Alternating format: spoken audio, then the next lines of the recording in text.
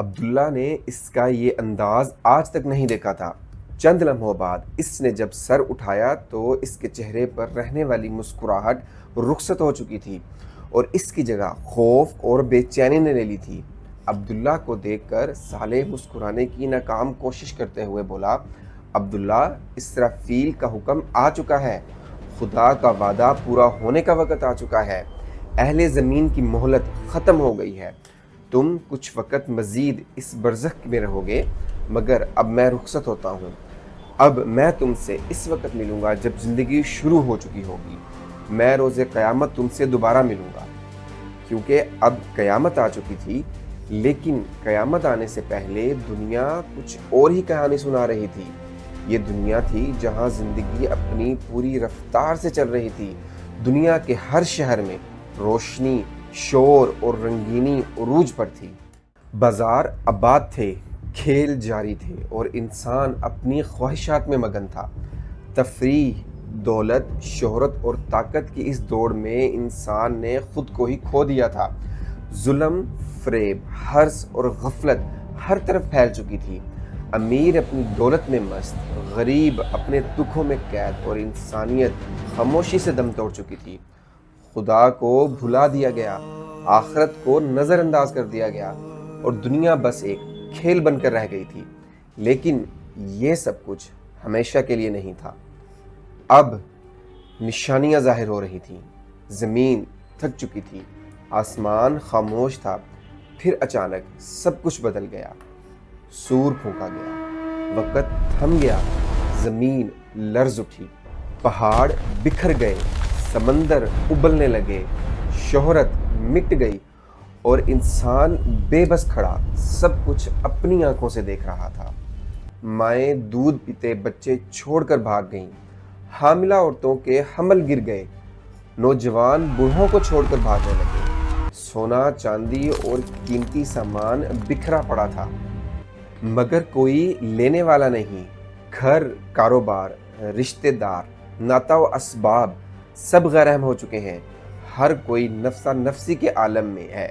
آج انسان سب کچھ بھول کر ایک خدا کو پکار رہا ہے، مگر کوئی جواب نہیں آتا۔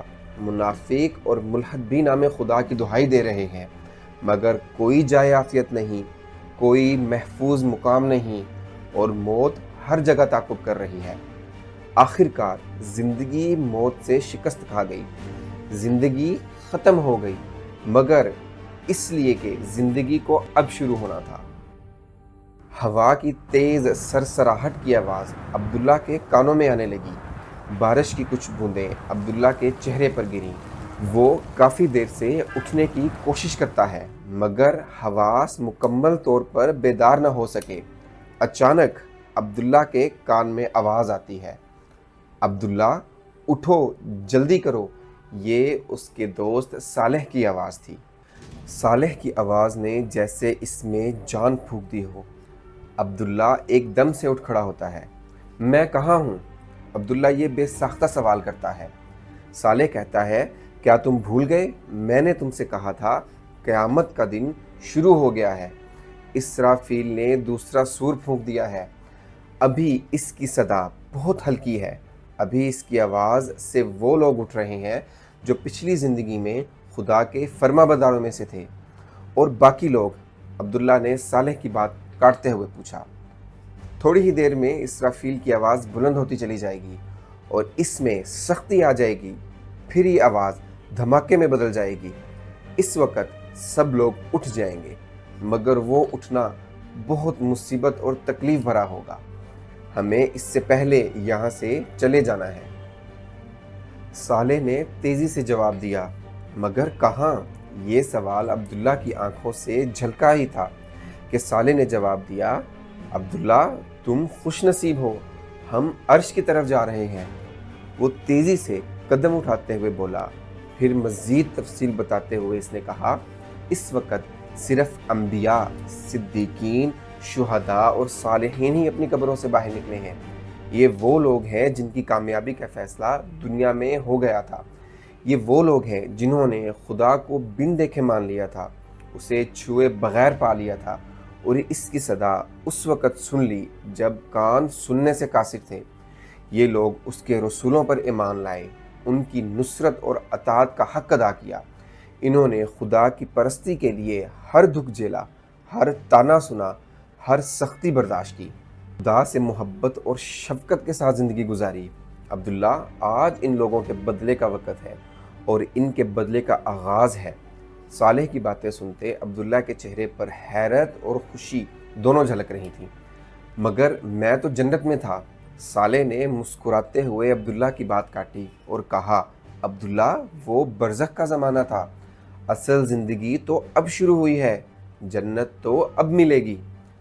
صالح کی دوستی عبداللہ سے فانی دنیا کے دھوکے سے نکل کر حقیقی دنیا میں قدم رکھتے ہوئی تھی۔ لوگ موت سے ڈرتے ہیں، مگر موت عبداللہ کے لیے ایک خوشگوار تجربہ تھی۔ ملک الموت اسرائیل کا نام دنیا میں ایک دہشت کی علامت ہے، مگر عبداللہ کے سامنے وہ ایک انتہائی خوبصورت شکل میں آئے تھے۔ انہوں نے بہت محبت اور شفقت سے عبداللہ کی روح کو جسم سے جدا کر کے عالم میں برزخ میں منتقل کیا تھا۔ برزخ کا مطلب ہوتا ہے پردہ۔ یہ وہ جگہ تھی جہاں عبداللہ اپنی اصل شخصیت سمیت اب نئی دنیا میں آیا تھا۔ یہ برزخ کی دنیا تھی۔ ملک الموت نے عبداللہ کو برزخ میں صالح کے حوالے کیا تھا۔ اس کے ساتھ بہت سے فرشتے ہاتھوں میں گلدستے لیے مبارکباد اور سلامتی کی دعائیں دے رہے تھے۔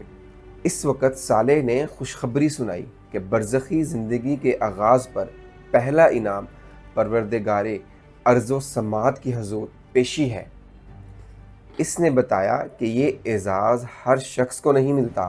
عبداللہ کے لیے یہ خوشخبری جنت کی خوشخبری سے بھی بڑھ کر تھی، اور اس کے ساتھ عبداللہ کا نئی دنیا کا سفر شروع ہوتا ہے۔ مستی کے عالم میں یہ سفر گزر رہا تھا کہ اچانک اعلان ہوا، سب فرشتے یہاں رک جائیں۔ زمین کے فرشتوں کی حد آ گئی ہے، صرف صالح کو عبداللہ کے ساتھ جانے کی اجازت ملی۔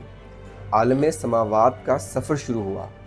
یہاں جبرائیل امین خاص طور پر استقبال کے لیے آئے تھے اور دیکھ کر کہنے لگے، عبداللہ، تم مجھ سے پہلی دفعہ مل رہے ہو، مگر میں تم سے پہلے کئی دفعہ مل چکا ہوں۔ آقا کے حکم پر کئی دفعہ تمہاری مدد کی ہے، مگر ظاہر ہے تم اس وقت یہ نہیں جانتے تھے۔ آؤ چلو، میں تمہیں رب کائنات سے ملاتا ہوں۔ نبیوں کے علاوہ یہ اعزاز بہت کم انسانوں کو ملتا ہے۔ تم واقعی خوش نصیب ہو۔ آگے بڑھتے ہی عبداللہ جبرائیل علیہ السلام سے سوال کرتا ہے، کیا یہ راستہ سدرۃ المنتہا کی طرف جاتا ہے؟ جبرائیل امین نے نہیں میں جواب دیتے ہوئے وضاحت کی، تمہارے ذہن میں غالباً معراج والی بات آ رہی ہے۔ وہ انبیاء کا راستہ ہے، وہ راستہ بہت اعلیٰ ہوتا ہے۔ تمہارا راستہ الگ ہے، تمہیں صرف اللہ کے حضور سجدہ کرنے کے لیے بلایا گیا ہے۔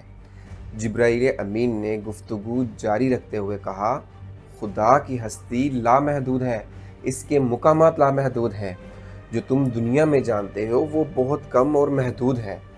تمہاری آنکھیں اب کھلی ہیں اور اب تم اس ذات کی کمالات دیکھو گے۔ عبداللہ اور صالح جبرائیل امین کے ساتھ مختلف مراحل طے کرتے ہوئے حاملین عرش کے قریب پہنچے۔ یہاں ہر طرف نور کا ایک حسین منظر چھایا ہوا تھا جو بیاں سے باہر تھا۔ حاملین عرش کے سر جھکے ہوئے تھے، چہرے پر نور پھیلا ہوا تھا۔ جبرائیل امین نے بتایا، پروردگار کی بارگاہ کا حکم انہی فرشتوں کے ذریعے نیچے جاتا ہے، اور نیچے والوں کا ہر فعل انہی کے ذریعے سے عالم کے پروردگار کے حضور پیش کیا جاتا ہے۔ عبداللہ قرب الہی کے اس مقام کو رشک بھری نظروں سے دیکھ رہا تھا۔ چلتے چلتے نہ جانے کیوں عبداللہ پر لرزہ طاری ہو جاتا ہے۔ گرچہ عرش بہت دور تھا، مگر اس پر اتنا شدید رعب طاری ہو چکا تھا جیسے اسی لمحے اس کا وجود کرچی کرچی ہو کر فضا میں بکھر جائے گا۔ یہیں سجدے میں گر جاؤ۔ عبداللہ کے کانوں میں جبریل امین کی آواز گونجتی ہے کہ اس مقام سے آگے صرف انبیاء اکرام جاتے ہیں۔ یہ سنتے ہی عبداللہ اور صالح سجدے میں گر جاتے ہیں۔ جسے بن دیکھے سجدہ کیا، آج پہلی بار اسے دیکھ کر سجدہ کیا۔ دیکھا تو خیر کیا، بس آثار دیکھ لیے. یہ سجدہ کتنا طویل اور کتنا لذت بھرا، کچھ یاد نہیں. ویرانه گشتم ز عشق تازه خانمان بریدم، به درد عشق تا هم خانه گشتم،